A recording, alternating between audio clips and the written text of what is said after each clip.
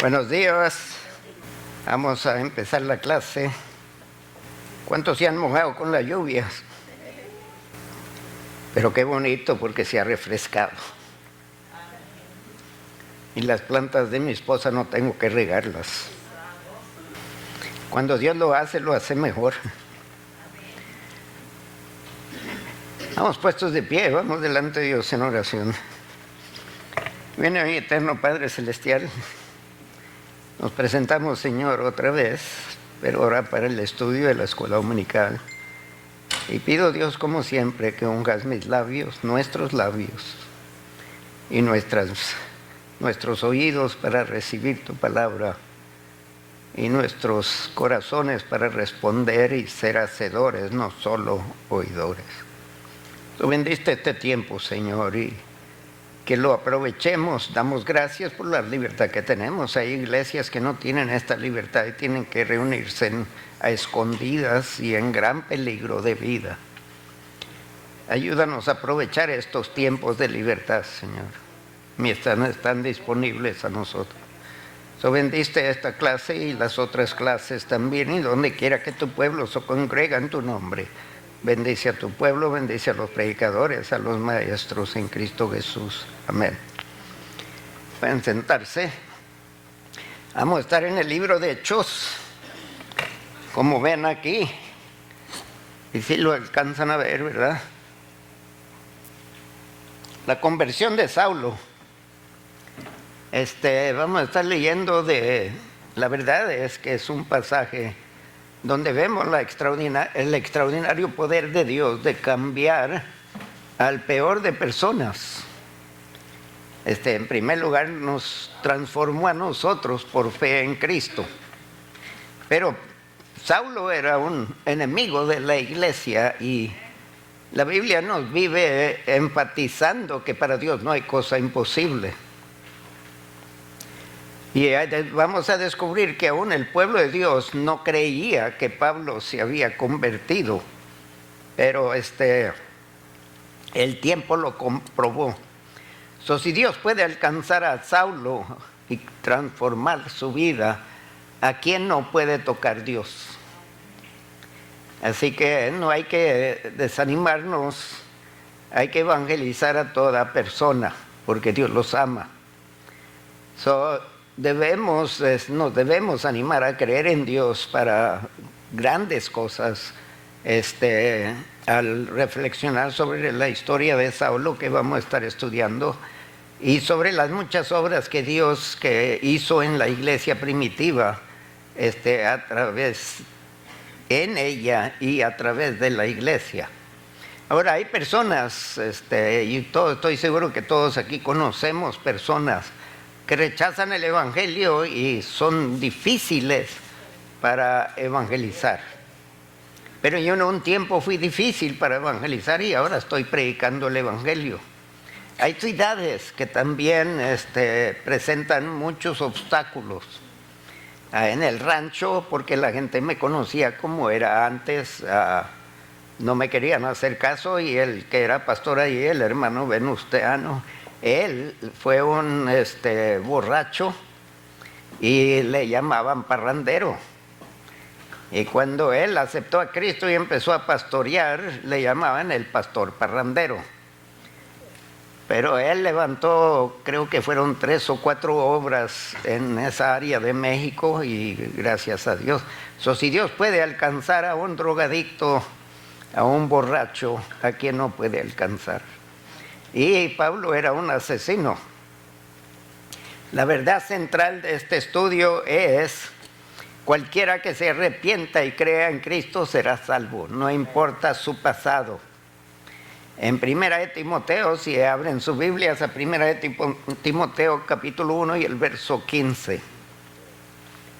Pablo escribiéndole a un pastorcito joven que consideraba a su hijo espiritual,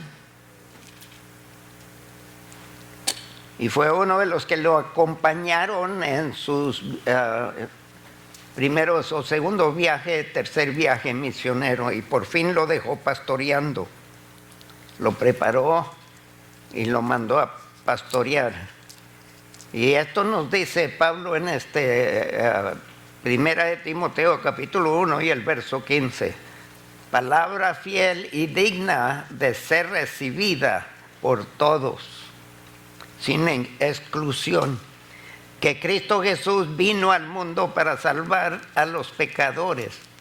Y luego concluye Pablo diciendo, de los cuales yo soy el primero. Aquí Pablo le falta poco para morir, porque en cartas anteriores, en una de las primeras epístolas que escribió bajo inspiración del Espíritu Santo, dijo él que él era el último de los apóstoles. Más adelante se consideraba el peor de los cristianos. Y aquí de los pecadores ahora dice que es el primero de los pecadores. Lo que estamos viendo en la vida de Pablo es que entre más se aproximaba a Dios, peor pensaba de sí mismo. Cuando vemos la gloria de Dios, la santidad de Dios, oiga, nosotros estamos lejos de serlos. En primer lugar, Dios siempre lo ha sido, nosotros desde estar en Cristo solamente. Que las metas de esta lección, las cosas que quisiera enfatizar y que después de la lección que quisiera esperar de ustedes, que ustedes por su cuenta puedan explicar la historia de la conversión de Saulo, de ser enemigo a ser apóstol de Jesucristo. Si Dios puede hacer a un enemigo del Evangelio y hacerlo un apóstol del Evangelio, ¿qué no podrá hacer con nosotros si le damos lugar? Y también que de esta lección regocijarnos en el poder de Dios para salvar aún a los más severos pecadores. Mi cuñado, en un tiempo antes de que falleciera, me dijo él, yo estoy ya se me fueron las palabras, pero lo que me quería decir es que Dios no lo podía salvar. Y había llegado a un punto y él se había resignado. Dice, yo sé que voy al infierno y estoy listo. Oiga, eso me quebrantó el corazón, porque le dije, si Dios puede salvar a Saulo, que no te pueda salvar a ti. Dice, sí, pero Saulo quería, él no quería. Y ahí está la diferencia, porque toda persona que quiere puede ser salva, no importa qué tan pecadores fueron, pero el que no quiere, Dios no va a violar su libre albedrío. Nadie entra al cielo que no quiere entrar al cielo, tiene que querer. Si hay algo en la persona, Dios lo quiere salvar y lo puede levantar. También confiar en que Dios obrará a través de nosotros para alcanzar a muchos para Cristo. Dios puede usarnos, Dios quiere usarnos. Pero eso depende de nosotros, que estemos diciendo, heme aquí, Señor, úsame a mí, heme aquí, envíame a mí. Cuando nos ponemos en esa disposición, no hay nada imposible para Dios. Amén. ¿Están conmigo? El primer punto es perseguidores de cristianos, porque eso era Saulo. El segundo punto, arrestado por Cristo. Él arrestó los hijos de Cristo y Cristo lo arrestó para su uso, para su gloria, y transformado por Cristo. Qué transformación en la vida de Saulo. Y vamos a leer varios de sus testimonios que él confesó de cómo era y qué hizo Dios con él. Vamos a empezar la lección en perseguidores de cristianos, y aquí tenemos una bola de versos. Abran su Biblia, el libro de Hechos, todos están en el libro de Hechos, el capítulo 7, verso 58, y luego el capítulo 8, verso 3, y el capítulo 9, verso 1 al 2, y luego el capítulo 22, el verso 4. El capítulo 22 es el último que vamos a leer aquí, pero solo los versos 4 y versos 19 y 20. Preparen sus deditos. Y para no perder tiempo, los voy a leer, ustedes escuchen y con sus ojos léanlos, con sus ojos, no sus bocas. Yo lo voy a leer con mi boca. Yo quiero que ustedes lo vean y ustedes lo escuchen. Lo lean con sus ojos y lo escuchen con sus oídos. Y echándole fuera de la ciudad, le apedrearon. Está hablando de Esteban. Y los testigos pusieron sus ropas a los pies de un joven que se llamaba Saulo. Y Saulo más adelante estaba consintiendo con la muerte de Esteban, se gozó. Y este es el que llegó a ser el gran apóstol Pablo. En el capítulo 8 y el verso 3 dice: Saulo asolaba la iglesia y entrando casa por casa, oiga, arrastraba a hombres y a mujeres, no hacía exclusión aquí, hombres y mujeres, y los entregaba en la cárcel. Mi pregunta a ustedes es: ¿qué pasó con los niños de estos hombres y estas mujeres? Los dejó ahí que se cuidaran como pudieran. Y la iglesia en aquel entonces, gracias a Dios, se encargaron. Luego en el capítulo 9, verso 1 y 2, nos dice: Saulo respirando aún amenazas y muerte contra los discípulos del Señor, hasta donde los odiaba, que quería verlos muertos. Vino al sumo sacerdote y le pidió cartas para las sinagogas de Damasco, a fin de que si hallase a algunos hombres o mujeres de este camino, los trajese presos a Jerusalén. Los cristianos no se llamaban cristianos, en aquel entonces los llamaban de este camino. A no olvidar, en Juan capítulo 14, el verso 6, Jesús dice: yo soy el camino, la verdad y la vida. Pero también nos dice en Mateo 7:14, dicen: estrecha es la puerta y angosto el camino que lleva a la vida. Está hablando de camino aquí, y el camino es Cristo. Pero está diciendo que es angosto, no es amplio para recibir a nosotros con todos los tesoros que tenemos, porque no entramos al cielo con nada, más con nuestra alma y espíritu, y el cuerpo nos está esperando. En el capítulo 22, el verso 4, Pablo nos dice: perseguía yo este camino, y lo vuelve a enfatizar, hasta la muerte, prendiendo y entregando en cárceles a hombres y mujeres. En el mismo capítulo 22, versos 19 y 20, yo dije: Señor, ellos saben que yo encarcelaba y azotaba en todas las sinagogas a los que creían en él. Ahora le añade el detalle de azotar. Él entraba a las casas y azotaba a la gente, no solamente los encarcelaba, los arrestaba y terminaban en la cárcel, y consentía con la muerte de ellos. ¿Cuántos cristianos mataría o sería por causa de Pablo o Saulo fueron matados? Ahora tengo que explicar por qué Saulo y por qué Pablo. Porque Saulo es el nombre de Pablo, pero en hebreo. Y Pablo es el nombre de Saulo, pero en griego. Es como Juan, ese es en español. John es en inglés. Así era con Pablo, es el mismo nombre, nada más que era Saulo en hebreo y Pablo, y se escogió llamarse Pablo porque Dios lo llamó el apóstol de los gentiles. Usaba su nombre pronunciado en griego.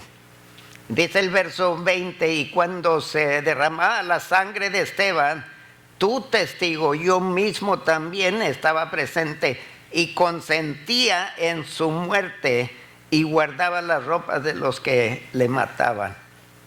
Oiga, era hombre fuerte de impulso.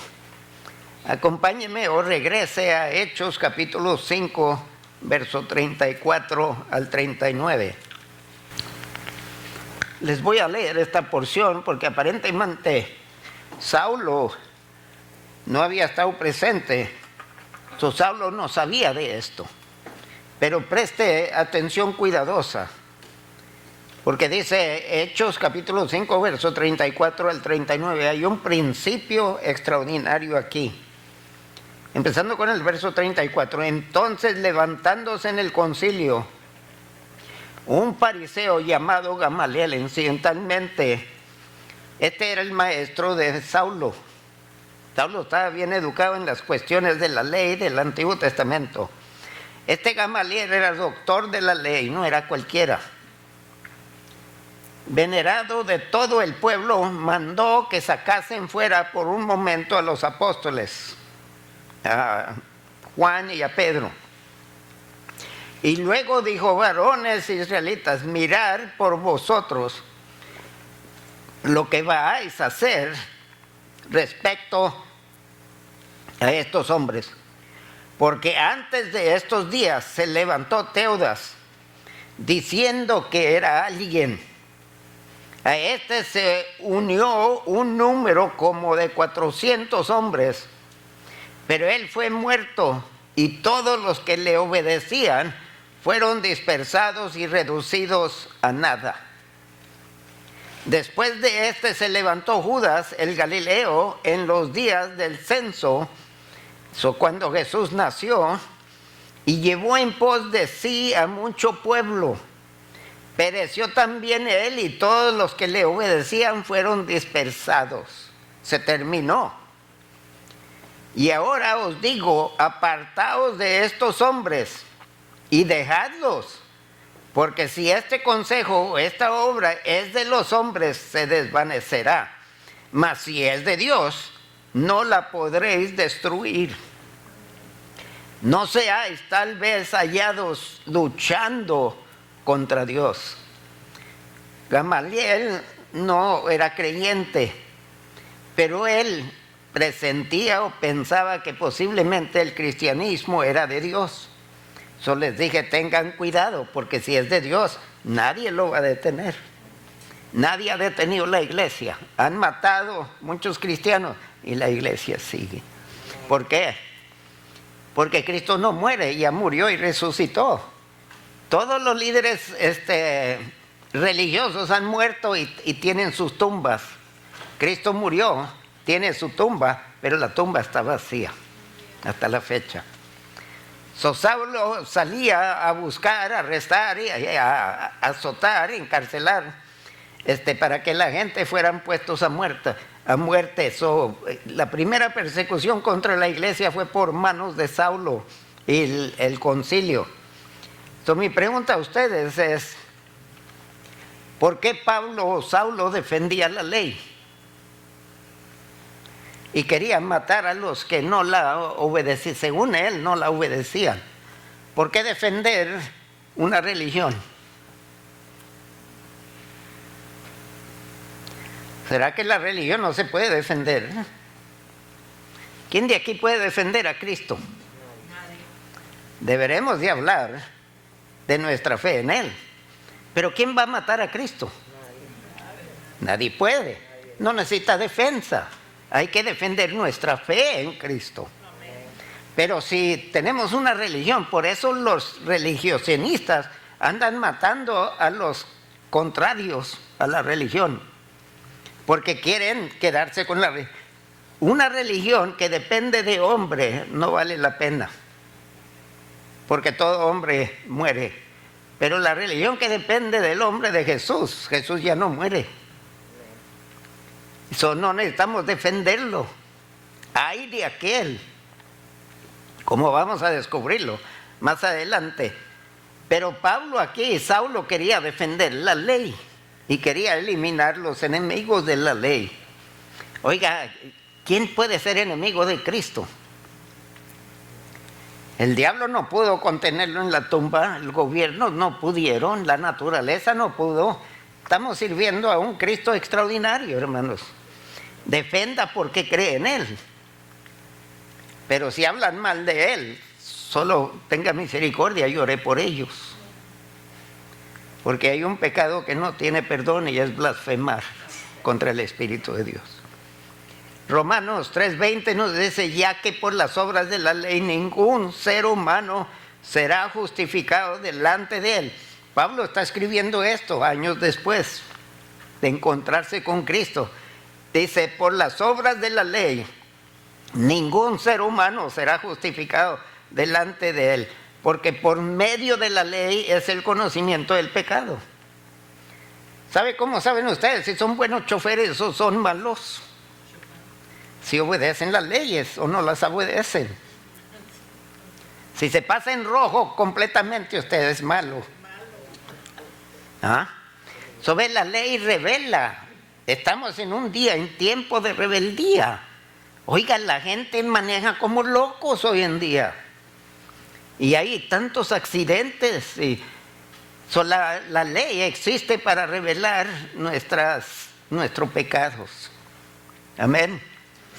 Oponiéndose al nombre de Jesús. Quería eliminar el nombre de Jesús y la repetición. Vamos a leer capítulo 26, verso 9 al 11. Encuéntrelo, por favor. Hechos, capítulo 26, versos 9 al 11. Yo ciertamente habría creído mi deber hacer muchas cosas contra el nombre de Jesús de Nazaret. Interesante que en nuestro día y tiempo países aceptan toda clase de religión, menos cristianismo. No hay contra otras religiones como hay contra cristianos. ¿Por qué? Es que Cristo no acepta ninguna religión, porque en primer lugar no es religión, es una relación. Y esa relación nadie lo puede destruir, porque si nos llegan a matar, seguimos con Cristo, ausente de cuerpo, presente con el Señor. Pero todas las otras religiones, como le dijo un evangelista a un satanista, contéstame esto, cuando tú mueras, ¿quién te va a estar esperando al otro lado de la tumba? Y el satanista se quedó y dice, pues yo te voy a decir quién me espera a mí, Cristo. Y te voy a decir otra cosa, tu diablo no pudo contra mi Cristo. Y ahí se cayó el satanista. Yo encerré en cárceles a muchos de los santos, habiendo recibido poderes de los principales sacerdotes, y cuando los mataron, yo di mi voto. Oiga, que Dios puede usar a un asesino para predicar el evangelio, extraordinario.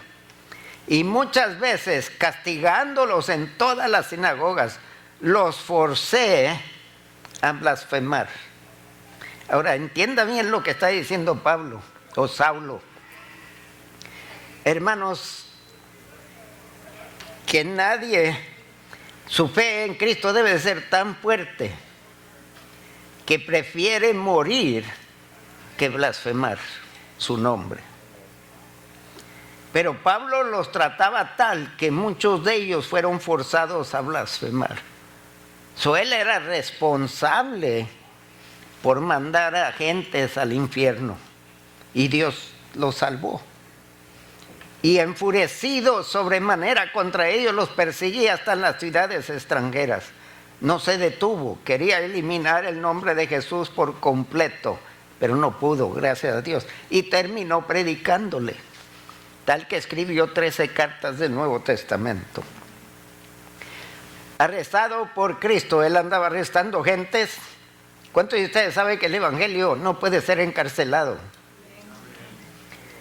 Porque aún en la cárcel testifican. Recuerdo leer una historia de un evangelista chino, que el imperio chino quería callarle la boca. Solo le cortaron la lengua. Empezó a escribir. Le cortaron las manos.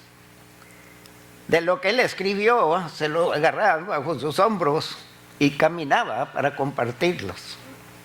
Solo le cortaron los pies.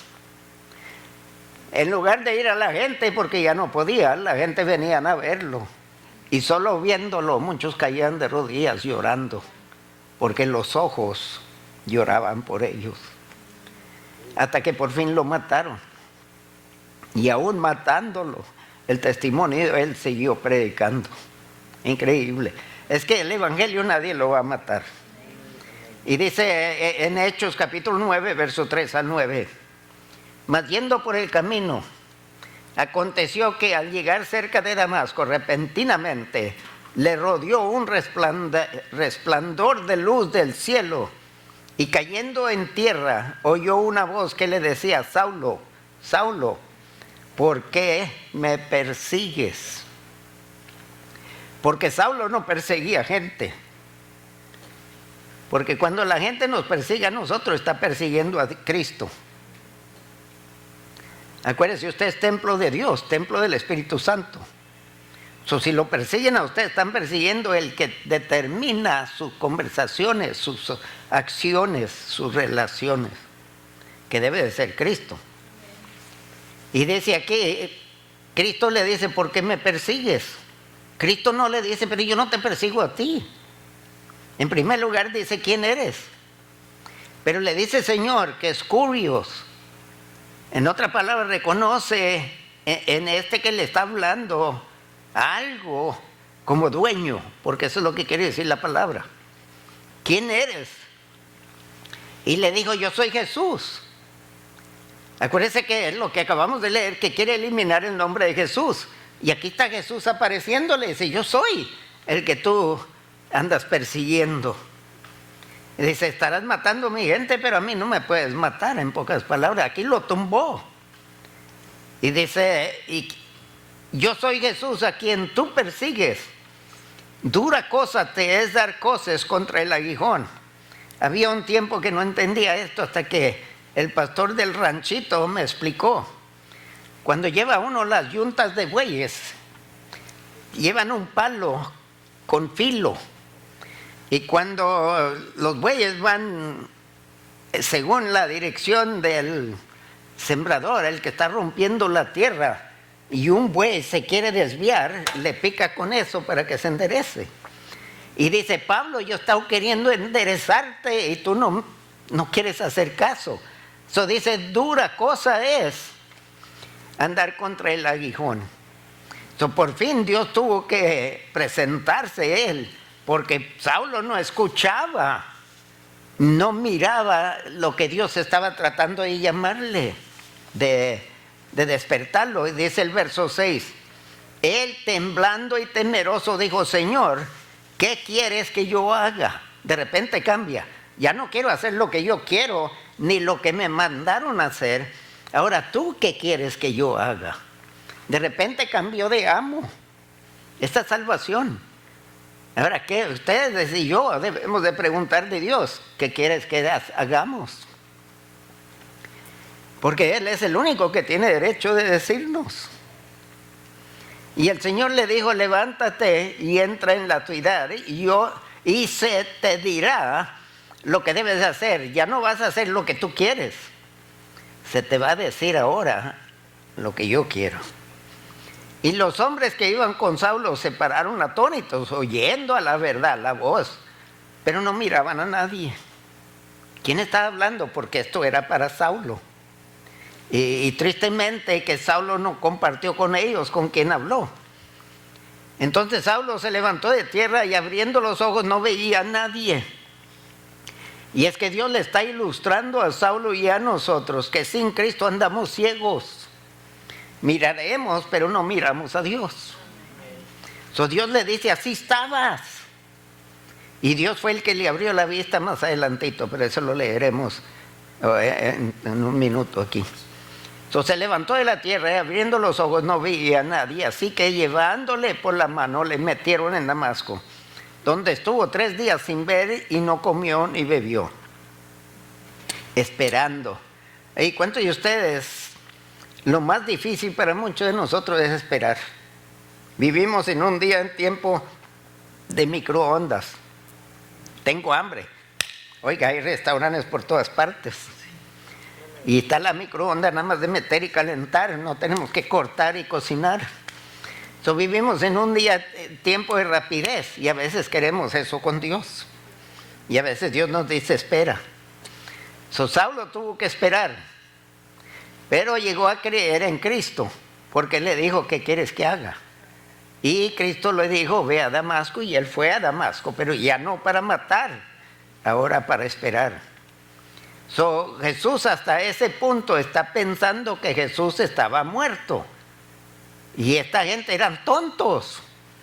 Pero cuando Jesús le dice, yo soy Jesús, entonces dice, resucitó, así como lo predican. Ahora en lugar de enemigo, ahora es un creyente, como los que andaba persiguiendo. Vamos al capítulo 9, ahora el verso 10 al 18. Porque Dios usa a un varón llamado Ananías. Y preste atención, porque Dios puede ayudarle a usted a evangelizar a alguien que puede llegar a ser otro Pablo.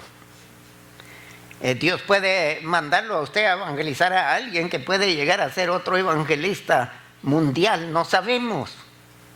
Pero cada persona que está trayendo a Jesucristo, puede Dios levantarlo, a usarlo tremendamente, como Ananías aquí, porque Ananías se menciona después de Saulo desaparece, pero Saulo continúa. Había entonces en Damasco un discípulo llamado Ananías, no era profeta, no era apóstol, no era evangelista, no era pastor, no era maestro, era discípulo, no era líder. Era un discípulo, como usted, como yo. Bueno, yo soy pastor también, pero no dejo de ser discípulo de Cristo. A quien el Señor dijo en visión, Ananías, y él respondió, heme aquí, Señor. Y el Señor le dijo, levántate y ve a la calle que se llama Derecha, y busca en casa de Judas a uno llamado Saulo de Tarso, porque he aquí él ora. Y ha visto en visión a un varón llamado Ananías, que entra y le pone las manos encima para que recobre la vista. Entonces Ananías respondió, Señor, en caso de que tú no sabes, he oído de muchos acerca de este hombre, cuántos males ha hecho a tus santos en Jerusalén. Y aún aquí tiene autoridad de los principales sacerdotes para prender a todos los que invocan tu nombre. El Señor le dijo, ve, porque instrumento escogido me es este. Ya no es mi enemigo, ahora es instrumento escogido para llevar mi nombre en presencia de los gentiles y de reyes y de los hijos de Israel. Porque yo le mostraré cuánto le es necesario padecer por mi nombre. Fue entonces Ananías, entró en la casa y poniendo sobre él las manos, dijo, hermano Saulo, el Señor Jesús que se te apareció en el camino por donde venías, me ha enviado para que recibas la vista y seáis lleno del Espíritu Santo. Y al momento le cayeron de los ojos como escamas y recibió al instante la vista y levantándose fue bautizado. Eso fue creyente, porque usted no bautiza a alguien que no es creyente. De repente aquí hay un cambio ahora en Saulo y Dios empieza una transformación en este asesino que ahora anda ganando almas en lugar de matar almas. Vamos ahora en el tercer punto, transformado por Cristo. ¿Pero qué significa la palabra transformar? Cambiar. Y nosotros deberemos ir cambiando día tras día, siendo transformados a la imagen de ¿quién? A la imagen de Cristo. Entonces deberemos ser más como cristianos y menos como éramos. Porque si seguimos igual, no nos estamos dejando transformar. El barro en la rueda del alfarero que resiste, el alfarero lo quita y lo tira. Hay que dejar que Dios trabaje, y eso quiere decir que todo trabaja para nuestro bien, según Romanos 8:28. Aquí fue bautizado probando que era salvo. Y como ya les dije, Saulo es en hebreo y Pablo es en griego. Llega un momento que en lugar de leer Saulo, usted empieza a leer Pablo, porque Dios lo llamó a evangelizar a los gentiles. Ahora, en el libro de Hechos descubrimos que Dios no se limitó a los apóstoles para crecer la iglesia. Porque hay gente que me dice a mí, ese es trabajo de usted, pastor, no es mío. Mire, quiero que mencionen gentes en el libro de Hechos, y solo en el libro de Hechos, que no eran apóstoles. Esteban era apóstol y fue el primer mártir. Felipe, que estudiamos el domingo pasado, no era apóstol. Las hijas de Felipe, que eran profetisas, no eran apóstoles. Bernabé no era apóstol. Tenemos a Aquila y Priscila, que vamos a estudiar más adelante, que estaban en Corintios. Tenemos Marcos, el sobrino de Bernabé, que los acompañó en el primer viaje, se acobardó y regresó, y Pablo ya no lo quiso, y Bernabé lo recogió y lo usó en otro viaje misionero. Tenemos a Timoteo, que Pablo lo invitó a que lo acompañara. Tenemos a Silas, tenemos Judas y Apolos, que no eran apóstoles, y Dios los usó, que no nos pueda usar a nosotros. Amén. Estamos aquí para ganar almas, no para recibir todas las bendiciones de Dios, para recibir bendición y ser bendecidor de otros. Oigo mucho de ríos de agua viva. Alguien explíqueme de qué se refiere eso. El río que corre no apesta, y el día que el agua que se estanca pues apesta. A pesar de que sale de nosotros, no apesta. Ok, ríos de agua viva. ¿Cuántos de ustedes le ponen una compuerta al río para retener el agua para usted? Dejó de ser río, se convierte en lago. Dios no quiere lagos, Él quiere ríos que están recibiendo, porque el río que no recibe se seca. Estamos recibiendo y estamos compartiendo. Cuando dejamos de compartir, dejamos de recibir. Esto es para el retiro de damas, pero el verso que escogieron es que Dios da semilla al cementero, al que siembra, al que deja de sembrar para que recibe semilla. Dios quiere sembrar. Ok, transformado por Cristo antes y después. Vivo viendo anuncios promoviendo productos que pierden peso, y enseñan a la persona antes y luego la enseñan después. Aquí vamos a ver a Saulo antes y después, cuando está en Cristo. Leyendo el libro de Hechos, verso 19 al 25. ¿Están conmigo? Ok. Dice, y habiendo tomado alimento, ya la bautizaron, ya fue bautizado con el Espíritu Santo, ya aceptó a Cristo, es salvo, y de repente no había comido por 3 días, y ahora dice, comió, tomó, y habiendo tomado alimento, recobró fuerzas. Y estuvo Saulo por algunos días con los discípulos que estaban en Damasco. Enseguida, ¿qué hacía? Predicaba a Cristo. Antes maldecía a Cristo. Ahora predica a Cristo. En las sinagogas donde iba a sacar a los cristianos para arrestarlos, los azotaba y los encarcelaba y consentía con la muerte de ella. Ahora está predicando a Cristo, que quería eliminar, diciendo que este era el Hijo de Dios.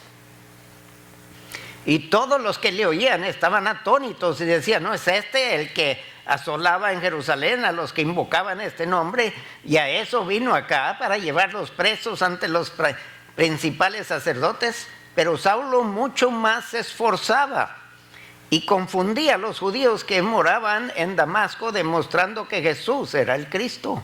¿Qué tan terco andaba? Así como anduvo terco haciendo mal, ahora anda terco haciendo bien. Que seamos tercos, pero para la gloria de Cristo.